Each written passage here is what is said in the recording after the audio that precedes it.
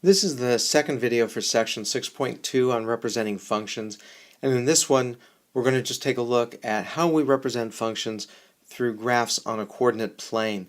So I'm hoping that you understood everything on the first video that talked about evaluating functions and working with function rules, as well as using a table, because we're going to be using an input-output table as we go through this section. So again, this is a coordinate plane. It's also sometimes called a Cartesian plane, named after a French mathematician named René Descartes, who lived about 350 years ago. And this is a way we show the relationships between numbers. As we do this, one of the important things is that we very consistently will use the x-axis as where we record the inputs, and then the y-axis will be where we record the outputs. So keep that in mind. Again, these are called ordered pairs because the order really will matter. As we work with functions, we really talk about two groups of numbers. The first one will be the domain, and the domain is the group of numbers that we're choosing or we're being told to use as the input values as we work out a function. And then the range will be the set of values that we get from running each of those input numbers through the given function. So again, from the last slide, what I hope you remember is that the domain is actually going to be all the x coordinates that we use. All the x values. When you're working with a table, these will be in which column? They'll be in the left column because that's the input column right there. So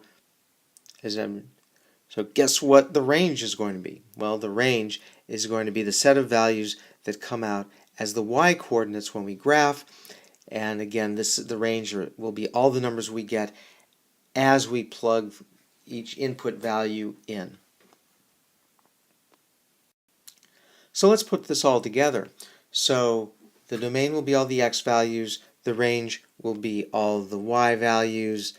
So as we use that, right, these are the x values, these are the y values.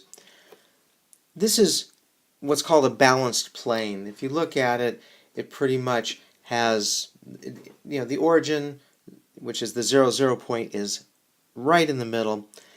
And it's balanced so that there's no favoritism really. You can see that this one is going 10 units in all four directions. Sometimes though, depending on your function, you don't need that. So there will be times when you're doing a graph where you might only want to have part of a function. So what you might do is actually set it up. In fact, what's most common in real life is that all the numbers would be positive. So you might actually show a graph that would look like this, where really all you're doing is working with positive inputs and positive outputs. Sometimes you get a graph where the inputs are always positive, but sometimes it'll be a positive output, sometimes it's a negative output, and so for that you may want to have your graph looking something like this. So again, it depends on how the numbers are going to work out. So here is a function. Here is a coordinate plane.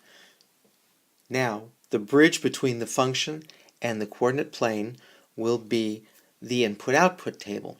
So let's set up an input-output table. Now, since we're graphing it, we can call this the x column, which is the same as the input, and this will be the y column, which will be the same as the output.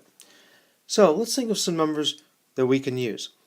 So a lot of times it's easy to plug in 0. So let's plug in 0. So this is going to be a 0 minus 6, and that's going to equal negative 6. So now let's plug in 1.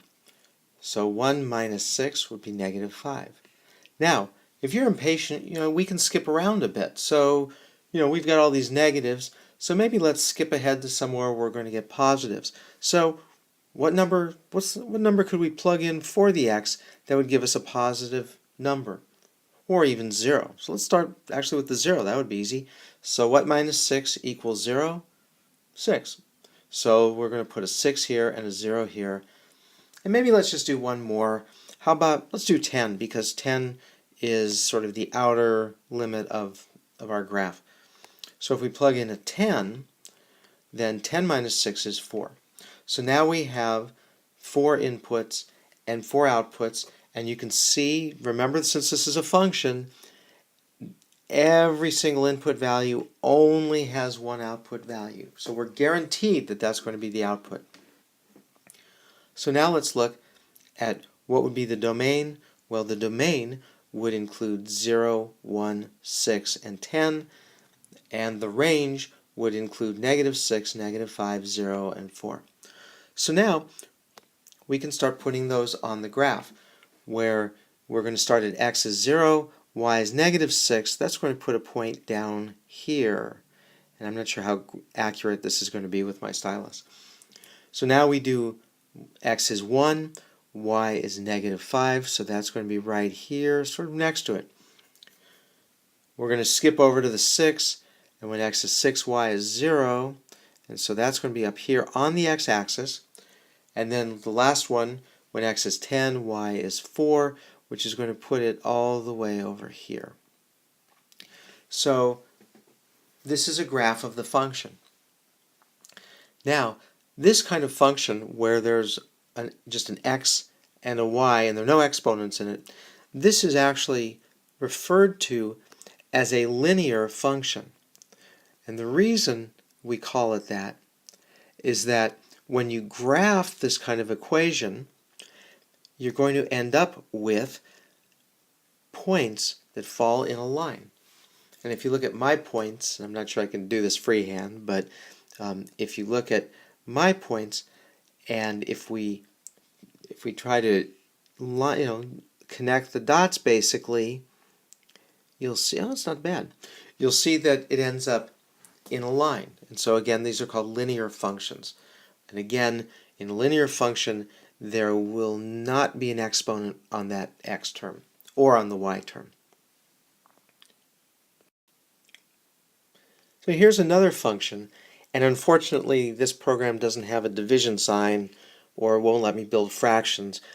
So I want you to think of this as an x divided by a 2. Okay, so that's what this means. Y equals x divided by 2. So again, we can choose whatever we want for those input values. Again, we're going to set up that input-output table so that it's easy to work with. And again, because we're graphing this, we're going to call these the x's and the y's for the inputs and the outputs.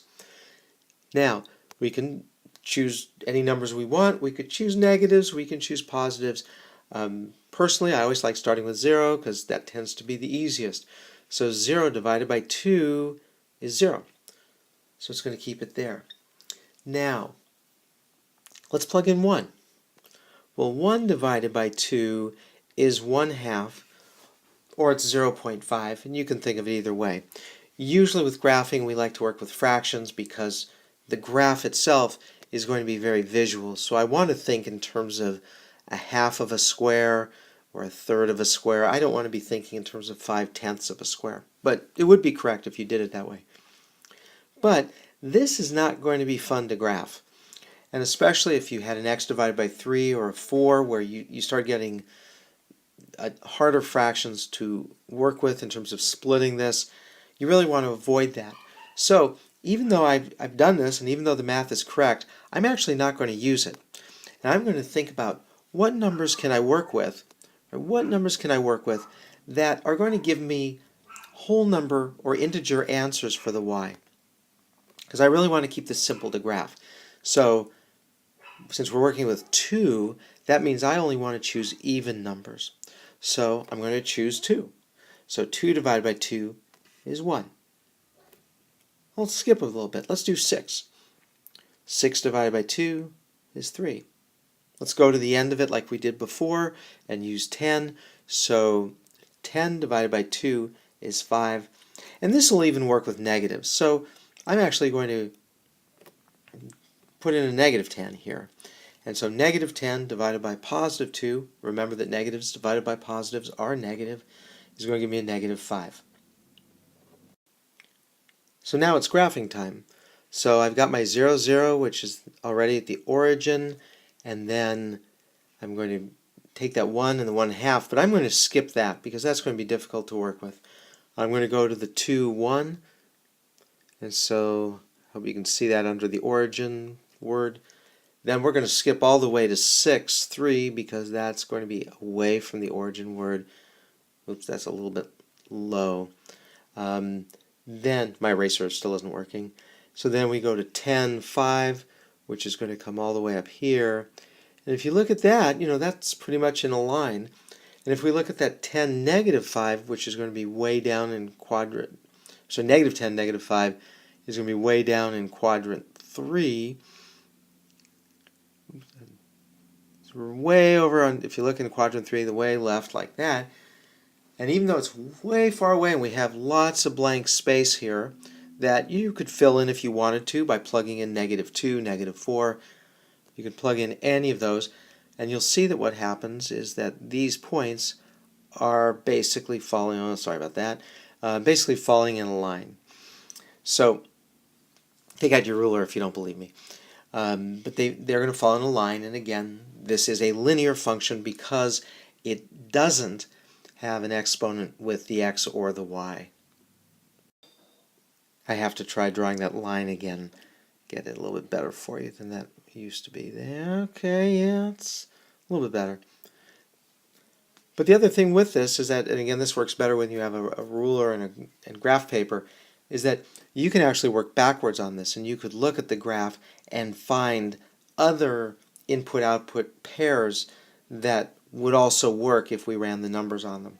So as an example, I'll take one that's kind of close. If you look right over here at where the x is 8 and the y is 4, that also would have worked. 8 divided by 2 is 4. So try this one. Pause the video and then come back. So since I'm running out of time on this video, I did a lot of things in advance for you. So if you look at my table, these are just numbers that I chose. Again, yours don't have to match mine at all.